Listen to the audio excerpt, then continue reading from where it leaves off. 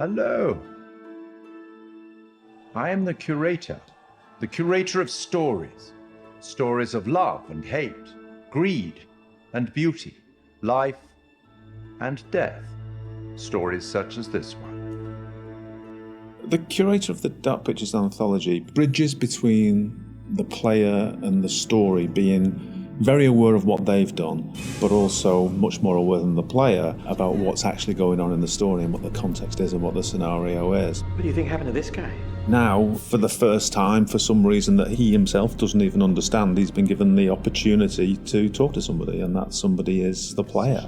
As far as he knows, it's always been him that's done this job and nobody else. And within his library is the story of everybody's life and death. There's even rooms in there that he can't remember ever going in, but he's way too busy to go and explore because there's always another end of life to record and document. Clothes are so important because they provide an insight into the character.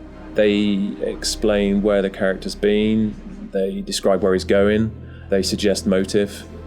We want the audience to perceive him as having everything completely in control. So all of the ideas of his clothes being tailored to his body, it's really important to us. We worked with a costume designer. He did a lot of research into the authenticity of the materials and textures. He provided us with lots of authentic high-resolution reference. He even gave us material swatches. It was really useful for us because looking at the folds, looking at the visual language of cloth, how do they sit on the character? Is it working from a distance? What's the weight of the material? It gave us a really good platform in order to produce high-quality, realistic materials. Giving it that depth. I'm here to record the story you choose to tell. I think that whenever you're dealing with a realistic human acting performance and facial expressions, that part of it is so key to transferring the emotion that you want to over to the player. Just the definition and detail that you need now is quite challenging. But there are repercussions.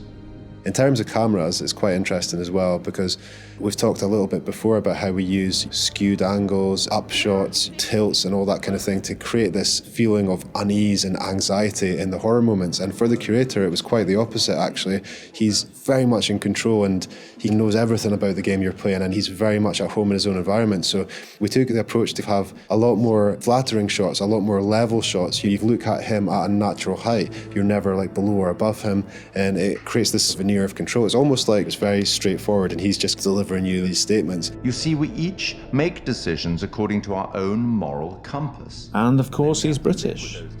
As soon as we'd established that and who he was and what his personality was, our minds went pretty much straight to Pip Torrens to deliver the performance. And Pip's done a brilliant job bringing everything that we wanted in the Curator to life on the screen. And pretty much everything that we shot was nailed on first take by Pip. But the truth of this story isn't fixed. Far from it. A story can change a great deal when told from a different perspective. One thing that was really important for us with the art direction was to somehow differentiate him from the rest of the game that you're experiencing.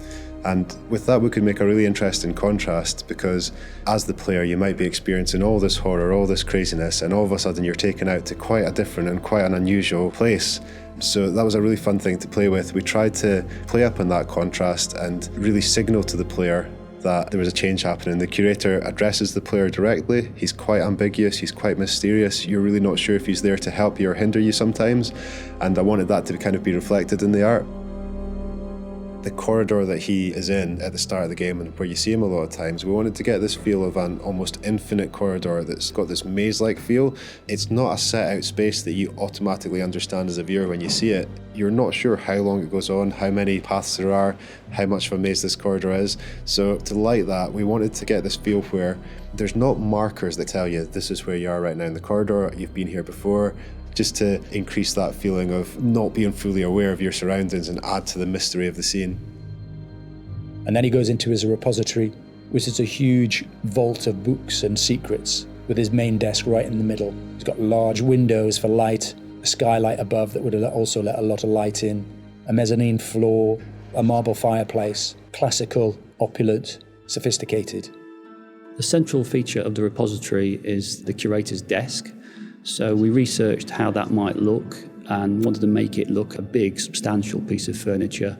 We added a lot of scroll work and detail to the front and rear. All of the things that you'd expect, the brass fittings for the drawers. There's quite a lot of detail went into that, and we thought we might be seeing that quite close as well in game. So in the end, it fits nicely within its environment. It references some of the Victorian era detail that you might see on a piece like that. The Curator has the ability to access stories through the pictures on the wall. They're almost portal through to another world. And that all had to fit within our architectural environment. So we looked at very ornate framings, large pictures that would hang on the walls, that would feel correct and not out of place, and something of this nature. We thought about where we could include light sources that would be interesting and would put light in the right areas of the room.